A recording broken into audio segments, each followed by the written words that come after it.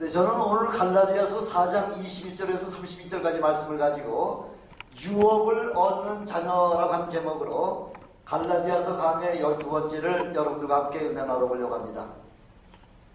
이 갈라디아서를 우리가 계속해서 읽으면서 사도 바울의 그 안타까워하는 그 마음을 우리가 읽을 수가 있지 않습니까? 사도 바울이 전부터 처음부터 그렇게 그 영혼 구원하는 일에 그렇게 안타까운 마음을 가졌습니까? 아니죠. 사도행전 9장 1절에 보면 사도 바울이 예수님을 만나기 전에 그 모습이 자세하게 나와 있죠. 주의 제자들을 대하여 여전히 위협과 살기가 등등했다 이렇게 표현하고 있지 않습니까? 율법에 완벽하고 흠이 없을 때에는 남들이 하는 모든 행위가 마음에 맞지 않는 거죠. 그것이 다 정죄가 되는 거죠. 사람은 많이 알면 할수록 더 겸손해지고 낮아져야 됨에도 불구하고 이렇게 예수 그리스도 밖에 있는 모든 사람들은 예수님을 많이 알고 또 많이 힘을 가질수록 점점 더 교만해지는 것이 바로 왜 사람들의 습성이라는 거죠. 저는 이 장면을 보면서 1447년에 우리의 위대한 그 세종대왕께서 훈민정음을 반포하셨지 않습니까? 지금부터 약 한 567년 전쯤 되는데 이때 세종대왕이 그 한글을 갖다가 반포했을 때에 이때에 동일한 똑같은 모습, 이런 사도 바울과 같은 사도 바울이 은혜 받기 전의 모습들을 우리는 볼 수가 있었지 않습니까? 특별히 유학자들, 또 선비들, 또 관료들을 같이 이렇게 소위 그 지식계층에 있는 사람들은 한글을 뭐라고 얘기했나요? 언문이다 이렇게 얘기한 거죠. 아주 얕잡은 거죠. 이건 뭐 글로다가 글로서의 취급도 하지 않냐는 아주 상대도 하지 않냐는 그런 태도로다가 한글을 접했다는 것이죠. 기껏 해봤자 이 언문은 부녀자들이나 또 남의 집에 그 종로로 사는 종들이나 이거 배워가지고서 이 글이나 깨우칠 정도지. 이건 우리같이 많이 하는 그런 지식자들에게는 이런 언문은 필요가 없다 해가지고 처음부터 한글을 배정을 한 거죠. 진짜 이렇게 한글이 값어치가 없습니까? 아니셨습니까? 요즘 전 세계의 언어학자들에 의할 것 같으면은 한글이야말로 세계에서 가장 과학적인 그런 글이라고 그렇게 좀 칭찬하고 있지 않습니까? 아마 우리나라가 조금 더 일찍 개화가 됐을 것 같으면은 이 한글이 전 세계 공용어가 되지 않았을까 할 정도로다가 이렇게 한글은 아주 완벽한 과학적인 글이죠. 이것이 무엇으로 증명이 되고 있습니까? 요즘 제일 최고의 산업인 IT 산업에 바로 한글이 이 IT 산업을 주도하고 있는 것을 보면은 한글이 이렇게 엄청나게 과학적으로다가 만들고 있다는 거죠.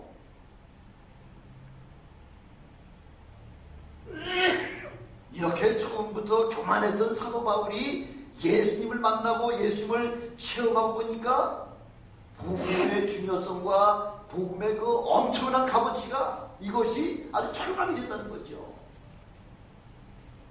그동안 내가 알았던 모든 세상 지식이나 모든 그런 율법의 지식 같은 것은 한낱 뭐가 생각된다고요? 배설물 같이 생각될 만큼 이렇게 복음에 비하면 값어치가 전혀 없다는 거죠.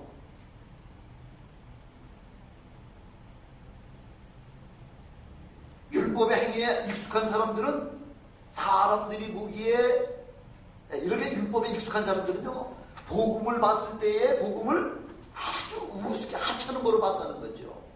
저까짓 게 무슨 복음이냐는 거죠. 신앙 같지도 않다는 거죠. 신앙이라고 할 것 같으면은 뭔가 좀 행하고 뭔가 좀 어려운 일을 하다 해야지만 그게 신앙인 것으로다가 이렇게 착각했다는 거죠.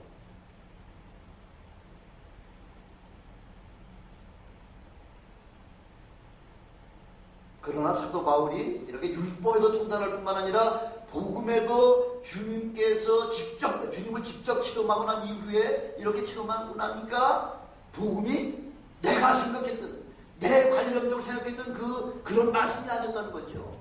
그 복음의 말씀은 바로 우리의 죽었던 영혼을 살려주는 그런 놀라운 생명의 말씀이 바로 복음의 말씀이라는 거죠. 그때부터 복음을 모르는 영혼들을 향한 구원의 그 삶과 그 열정이라고 하는 것은 그의 남은 삶을 온전히 그 일에만 전심을 다해서 그렇게 헌신하는 사도 바울의 모습을 우리가 그렇게 사도행전을 통해서 우리가 잘 알고 있지 않습니까?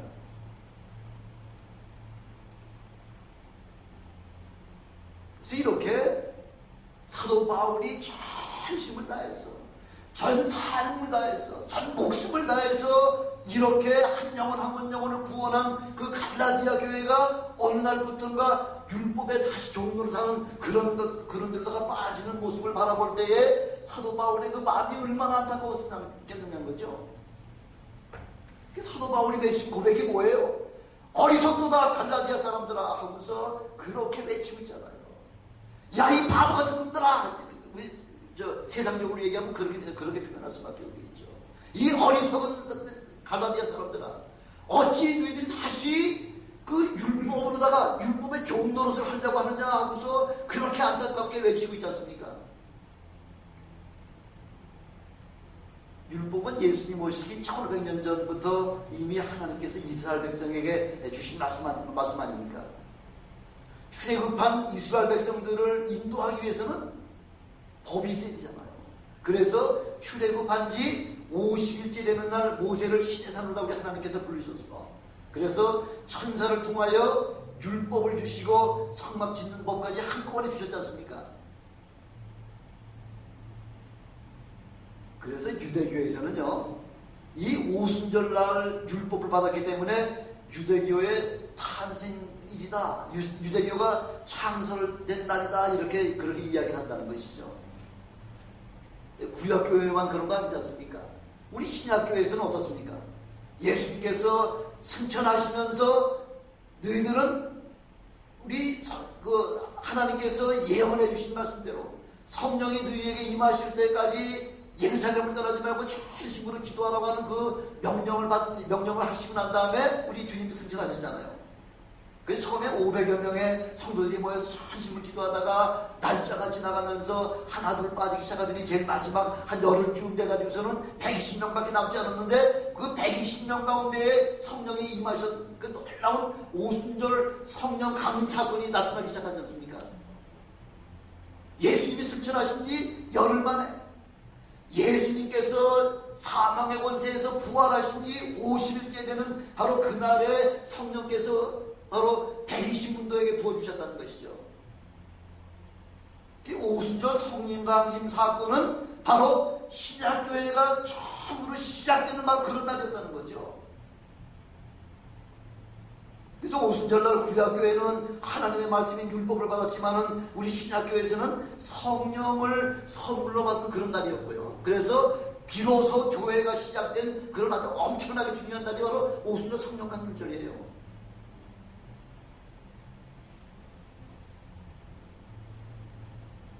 이렇게 우리가 은혜를 체험하지 못하면요, 구약을 아무리 수십 번, 수백 번, 수천 번 우리가 읽고 그걸 연구하려고 한다고 하더라도 구약을 도무지 깨달을 수가 없는 거예요. 왜? 구약의 모든 예언의 말씀은 예수님에 대한 그 비유의 말씀으로 기록한 것이기 때문에 100% 구약은 오실 예수 그리스도에 대한 예언의 말씀을 기록해 놓으신 거기 때문에 오신 예수 그리스도를 깨닫지 못할 것 같으면 구약을 하나도 이해할 수 없는 거죠. 지금 2000년이 지난 지금까지도 아직까지도 유대 백성들은 그 구약의 참 의미가 무엇인지 그걸 깨닫지 못하고 있다는 거죠. 그래서 히브리서 10장 1절에 보니까 율법은 장차 오는 좋은 일의 그림자요 참 형상이 아니므로 언제든지 그런 제사를 통해서는 우리를 온전히 할 수 없다 이렇게 말씀하고 있지 않습니까? 장차 오는 좋은 일의 그림자라는 거죠. 참 형상이 아니라는 거죠. 그림자라는 거죠. 그림자. 그림자를 보고서 사물을 봤을 때는 그림자를 보면서 사물을 본다고 하는 것은 마치 얼굴에 수건을 쓰고서 사물을 보는 것과 마찬가지로 희미하다는 거죠. 전혀 그 실체가 무엇인지 깨달을 수가 없다는 거죠. 예수님이 누구신지 알지 못하고 예수님을 체험하지 못하면은 구약의 실마리를 풀어나갈 수가 없는 것입니다. 한낱 이스라엘의 역사책에 불과한 것이죠. 요즘 여러 자유주의 신학자들에 의하면요, 그런 사람들 중에서 많은 사람들이 창세기 1장부터 창세기 11장까지의 그 모든 내용을 하나님의 말씀으로다가 믿질 않냐고요, 하나의 신화로다가 믿고 있다는 거죠. 여러분, 창세기 1장부터 11장까지 신화로다가 믿게 되면 여러분 구원됩니까? 구원 안 돼요. 구원과 상관이 없습니다.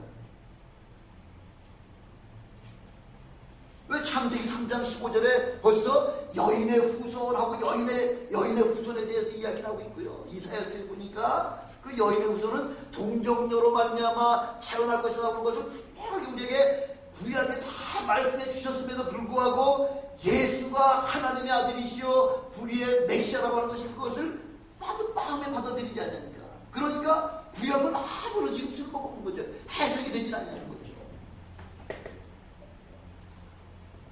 사도 바울 같은 사람도 예수님을 그 다메섹 도상에서 만나기 전에는 동일한 그렇게 바로 예수라고 하는 한 청년은 아무것도 아니한 한 목수에 불과한 그런 사람들밖에 깨닫지 못했다는 거죠. 더 심하게 할 것 같으면은 아주 이단의 괴수다 이 정도로다가밖에는 깨닫지 못한 것이 바로 사도 바울도 통일하게 그런 예수님을 그렇게 생각했다는 것입니다.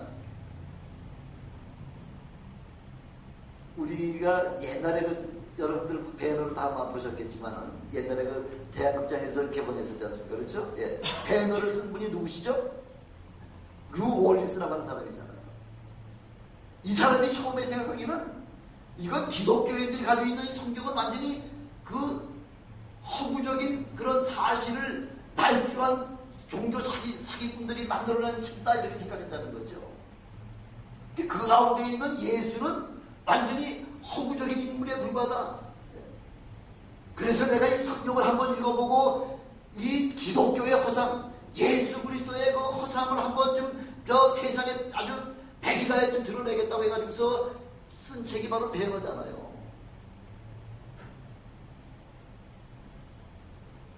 그래서 쓴 책이 아니라 그래가지고서 그렇게 세상에다 공부하려고 했는데 성경을 읽다 보니까 이 바로 예수가 하나님의 아들이신 것이 그게 깨달아졌다는 거죠. 성경을 읽다가 예수가 하나님의 아들이신 것이 깨달아지면서 그래서 쓴 것이 바로 배너라고 하는 책입니다.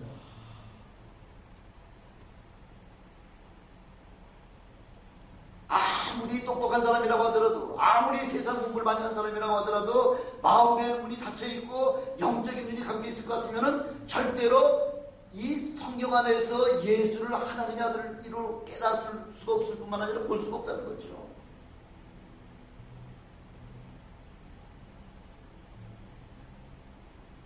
아무나 구원받는 거 아니에요. 몇 번 말씀드리잖아요. 세계 70억 가운데 누구든지 다 와서 믿는 자들에게는 구원의 그 반열에 참여시키겠다고 그 복음의 문을 활짝 열어놓고 계시지만 지금 세상 사람들이 다 복음을 영접을 했습니까? 아니잖아요.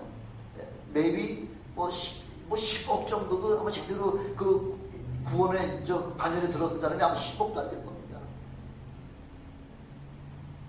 그래서 이 성경을 읽고 하나님의 말씀을 들으면서 예수가 하나님의 아들이시오 바로 우리의 구세주인 것이 그것이 깨달아진다고 할 것 같으면요, 그런 사람들 여러분들은 엄청난 축복의 반열에 들은 사람이라는 거죠.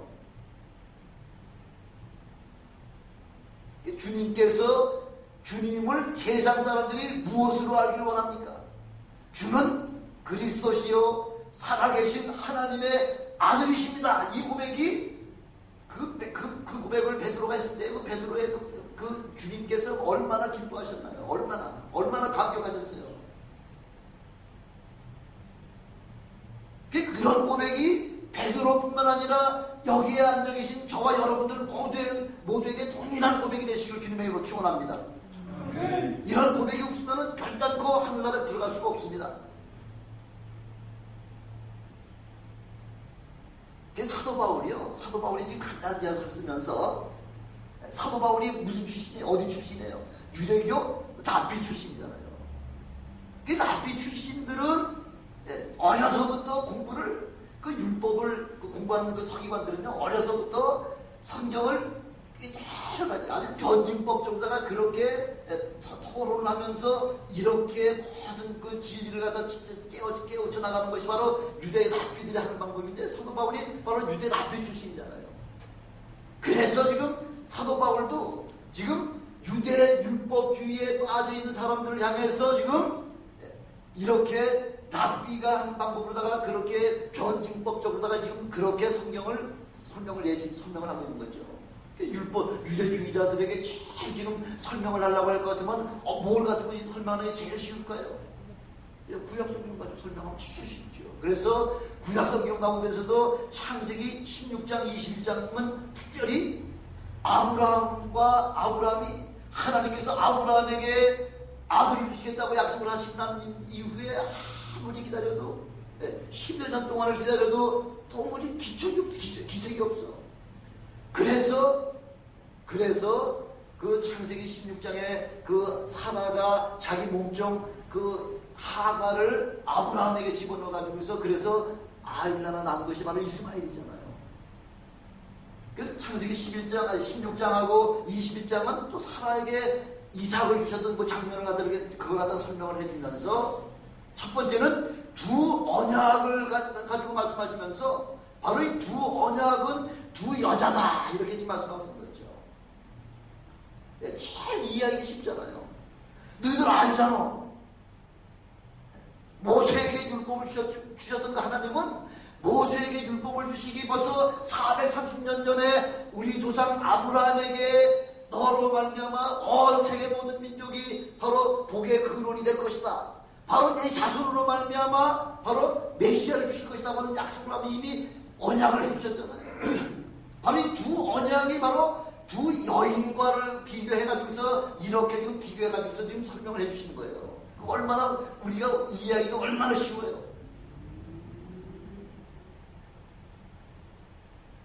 그래서 21절에 보니까 내게 말하라. 율법 안에 있고자 하는 자들아, 율법을 듣지 못하였느냐? 율법을 다 듣고 복음까지 다 들었던 사람 이제 내 말 한번 들어봐. 그래서 율법 안에 있으려고 그렇게 기근 은혜 안에 들어왔다가 어떻게 된다고요? 다시 율법의 종으로 들어가려고 하는 이런 어리석은 사람이 어떻게 있냐는 거죠. 사도 바울은 율법을 통달한 사람일 뿐만 아니라 복음에 대해서도 확실하게 체험했잖아요.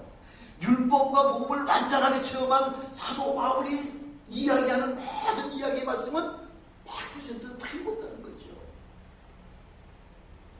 제가 종종 가끔마다 말씀드리는 것 중에 하나가 제가 캐톨릭 신자라고 25년 동안 캐톨릭 다녔다 그러잖아요. 그런 캐톨릭에 25년간 다니다가 개종을 하고 이 개신교에 와가지고서 신학을 해서 모든 성경을 연구하다 보니까 그 개신교와 구교와의 그 차이가, 천교와 이 개신교와의 차이가 엄청나게 교리적인 문제와 성경을 교리적인 문제에다가 그렇게 만들어버리기 때문에 엄청난 그 차이가 있다고 하는 사실을 그걸 저는 깨닫고 있다는 거죠. 다른 목사님들보다 훨씬 제가 이해하기가 훨씬 더 쉽죠. 왜? 그것을 다 참여해봤었기 때문에. 사도 바울이 지금 구약 율법을 통달했을 뿐만 아니라 예수 그리스도의 은혜를 체험하신다. 예수 그리스도 만난 바로 그 장본이기 때문에 사도 바울이 주장하는 이 이야기는 뭐 확실하다는 거죠. 그러니까 머뭇거리고 자식할 필요가 없는 거죠. 그냥 직접적으로다가 그냥 아주 직접적으로 우리에게 그냥 그 진리만 우리에게 말씀하실 수 있는 그런 능력이 있는 그런 분이라는 거죠. 그래서 갈라디아 그 교인들에게 창세기 16장과 21장 그래서 하갈과 그 사라 두 여인을 인용해서 지금 복음을 좀 설명하고 있는 것입니다. 하가는 사라의 계시종이잖아요. 몸종이잖아요. 하나님이 약속하신 아들을 기다리지 못해서 끝까지 기다리지 못해서 사라가 그 자기 몸종을 아브라함에게 넣어줬잖아요. 그래서 얻은 아들이 바로 이스마엘 아닙니까? 그래서 23절에 보니까 뭐라고 나와 있죠? 23절에는 계집종에게서는 육체를 따라 낳고 자유한 여자에게서는 약속으로 말미암아 낳았다. 그래서 지금 육체로 말미암아 난 자와 자유한 자로부터 난 그 자의 그 두 여자를 갖다 지금 비유다 말씀하고 있지 않습니까? 육체를 따라 낳았다고 하는 말씀은 뭐예요? 남자와 여자 사이에서 태어난 자연적 생시에 의해서 태어난 그런 사람이라는 거죠.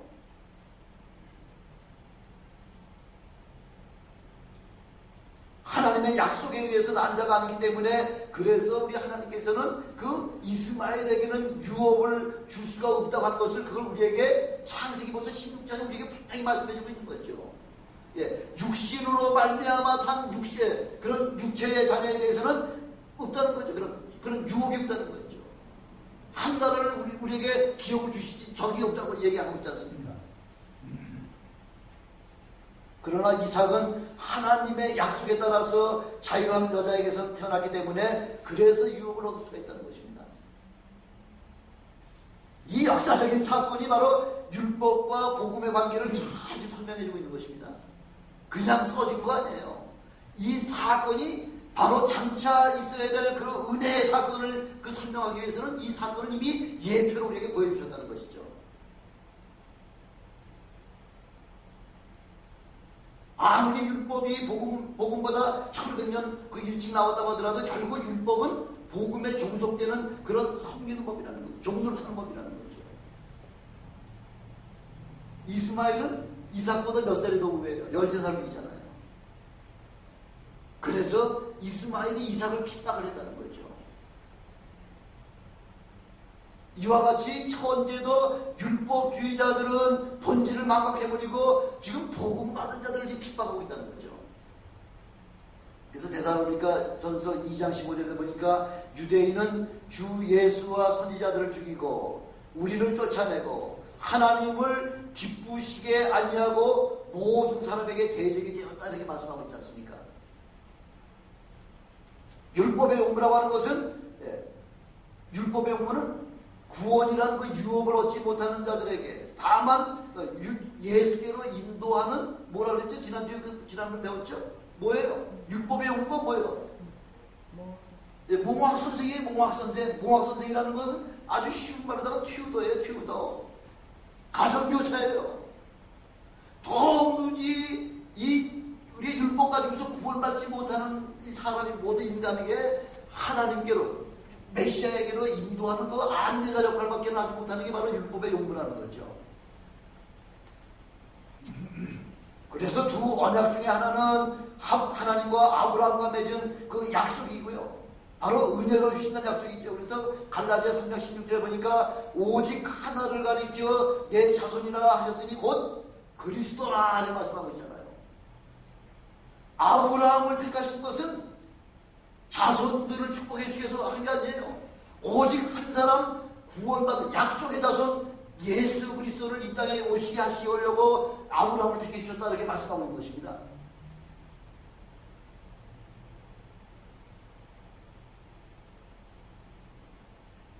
이 약속의 말씀보다 430년 후에 생긴 그런 율법이 하나님과 아브라함과의 그 모든 그 언약의 말씀, 약속의 말씀을 그걸 피할 수가 없다는 거죠.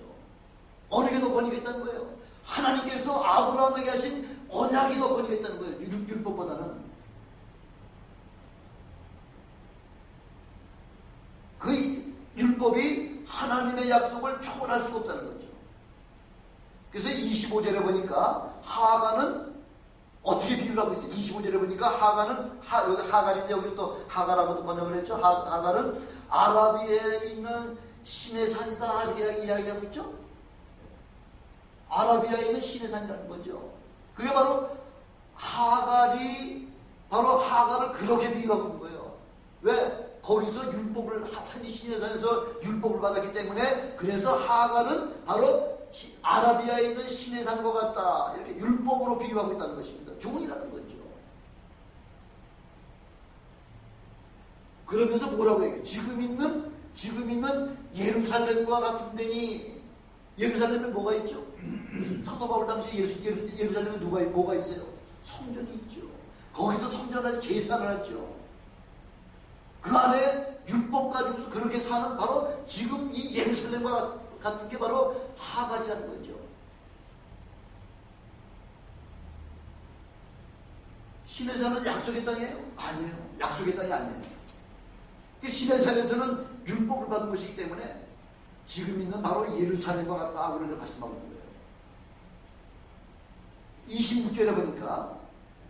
26절에 보니까 뭐라고 나와 있죠? 26절에는 오직 위에 있는 예루살렘은 자유자니 위에 있는 예루살렘이 뭐예요? 새하늘과 새 땅이잖아요. 그죠?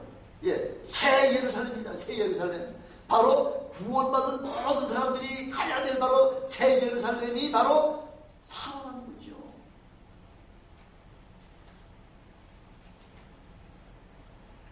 바로 살아나는 자유자요 곧 우리 모든 사람들의 어머니다 이렇게 말씀하고 있는 거죠. 그래서 우리는 믿음으로 말미암아 그 사랑에게서 거듭 태어난 그리스도인이라는 거죠. 그래서 빌립보 3장 20절에 보니까 오직 우리의 시민권이 어디에 있다고요? 하늘 안에 있다는 거죠. 이미 여러분들은 이 살아로 말미암아 약속의 자녀 안에 들어와 있기 때문에 우리 모두는 우리의 소망은 이미 우리의 유업은 바로 천국에 있는 바로 그곳이 천국 시민권이 바로 우리의 소유권이 있다 하면서 그렇게 말씀하고 있는 것입니다. 그것뿐만 아니라 27절에 보니까 약속의 자녀들이 육신의 자녀들보다 더 많다 이렇게 말씀하고 있죠. 약속의 자녀들이. 그 말씀은 이사야서 54장 1절의 말씀을 인용을 하고 있는데요. 믿음의 자녀들이 유대인의 자녀보다 더 많다는 것을 그걸 지금 우리에게 말씀해 주고 계시는 거예요. 우리 모두는 약속의 자녀들이기 때문에 다시 육신의 자녀로 돌아가지 아니하시길 주님의 축원합니다. 갈라디아 사람들 교인들 같이 기껏 그래 은혜 받고 저 축복받은 그 반열에 있다가 다시 그 율법의 종로로 사는 데로다가 들어가는 그런 어리석은 사람이 되지 아니하시기를 주님의 축원합니다. 두 번째 유업을 얻기 위해서는 바로 우리는 약속의 자녀가 되어진다면서 28절에 이렇게 말씀하고 있죠. 이삭이 이 땅에 태어나는 것은 육신의 방법으로 태어난 거 아니에요. 그렇죠? 아브라함은 마른 낙지기가 같다잖아요. 사람은 마치 죽은 자와 같다는 거죠. 그런 사람들 가운데서 무슨 그 어린 아이를 낳을 수 있겠냐는 거죠. 이건 전적인 하나님의 능력이와 하나님의 은혜라는 것이죠. 하나님이 그냥 거저주시다는 거죠. 그래서 29절에 보니까 그때에 육체를 따라 난 자가 성령을 따라 난 자를 핍박하는 것 같이 이제도 그러하리라. 이삭은요 이스마엘보다 13살이 아니기 때문에 이스마엘이 밤낮 그렇게 핍박을 했다는 거죠. 왜? 이미 자기 자신은 하나님의 유업을 받을 수 없는 처지라는 걸 이스마엘은 분명히 알았기 때문에 그래서 유업을 받을 자 이삭을 그렇게 핍박을 했다는 거죠. 창세기 21장 9절에 보니까 이스마엘이 이삭을 희롱했다 이렇게 얘기하는데 희롱했다 그러는데 사도 바울은 희롱이라고 하는 표현보다 더 강한 핍박이라고 하는 표현으로다가 왜? 지금 사도 바울은 자기 자신이 지금 당하고 있는 모든 그런 사실이 바로 핍박을 받고 있잖아요. 누구한테? 율법을 가지고 있는 그 율법의 그 죄의 종들에게 그 율법의 종들을 통해서 그렇게 지금 핍박을 받고 있다고 지금 그렇게 자신을 이야기하고 있는 것이죠. 그래서 유대주의자들은 자기들이 이방인 크리스찬보다도 훨씬 더 훌륭하다고 하는 그런 것으로다가 늘 생각했다는 거죠. 자만이죠. 교만이죠. 30절에 성경이 무엇을 말하느냐? 성경이 말씀하시는 건 뭐예요? 하나님의 계획이잖아요. 하나님의 뜻이잖아요. 하나님의 계획은 도대체 어떤 것이냐 이걸 우리 한번 알아보자는 거죠. 하나님의 언약을 받지 못한 자들은 결국은 어떻게 되는 거예요? 이스마엘이 어떻게 됐어요? 결국은 내어 쫓기게 되는 거죠. 내어 쫓기는 장면이 마태복음 22장에 잘 나와 있잖아요. 우리 하나님께서 각 길로 나가서 산으로 나가서 모든 사람을 다 임금의 아들의 잔치가 있으니까 다 모여라, 다 와서 먹고 마셔라 하고서 다 불렀는데 많은 사람들이 오긴 왔는데 봤는데 보니까 어떤 목장을 하고 왔나요? 예복을 입고 들어오지 않았기 때문에 하나님께서 뭐라고 말씀하시죠? 예복을 입지 않고 왔기 때문에 바깥 어두운 데로 다 지금 버려서 거기서 슬피 울며 이를 가는 일들이 일어나겠다는 사건을 이미 마태복음 22장에 그렇게 천국잔치 비유를 통해서 우리에게 좀 말씀을 해주는 거죠. 계집종의 아들은 절대로 약속을 받지 못합니다. 구원 유업을 받을 수가 없습니다. 쫓겨나게 되어 있습니다. 그래서 갈라디아 교인들에게 이미 자유함을 얻은 너희들은 이제 더 이상 그런 율법의 종로를 타지 말고 이제 자유하는 여자의 아들같이 그렇게 행하라 하고서 그걸 우리에게 지금 말씀을 해주고 있는 것입니다. 지난 시간에 우리가 서로 은혜 받은 그 말씀의 제목이 뭐였죠? 해산의 고통이라잖아요. 해산의 고통.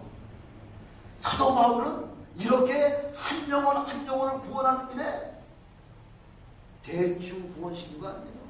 해산의 고통을 통해서 물과 피를 다 쏟으면서 그렇게 해야지만 한 영혼이 태어나듯이 이렇게 해산의 고통을 통해서 구원시켜놓은 그 갈라디아 교회와 여기 앉아계신 여러분들 그 영혼들이 다시 한번 그렇게 죄의 종으로 들어가지 말아달라 하는 것을 그걸 우리에게 지금 그렇게 말씀하고 계십니다. 신앙은 형식적인 것이 아니에요. 인격 대 인격, 얼굴과 얼굴이 우리가 주님을 마주보면서 이렇게 아주 확실하게 손에 잡은 것 같이 눈으로 본 것 같이 귀로 듣는 것 같이 이렇게 아주 확실한 것이 바로 그게 구원이라는 거죠. 피상적인 것이 아니라 이렇게 확실한 구원의 은혜를 체험하는 저와 여러분 되시길 주님의 이름으로 축원합니다. 주님의 이름으로 축원합니다. 기도하시겠습니다. 전능하신 아버지 하나님 감사합니다. 아버지 하나님, 참으로 사도 바울은 오늘 갈라디아서를 통해서 다시 한번 유업을 얻을 자녀가 되라 하고 우리에게 지금 그것을 말씀하고 있습니다.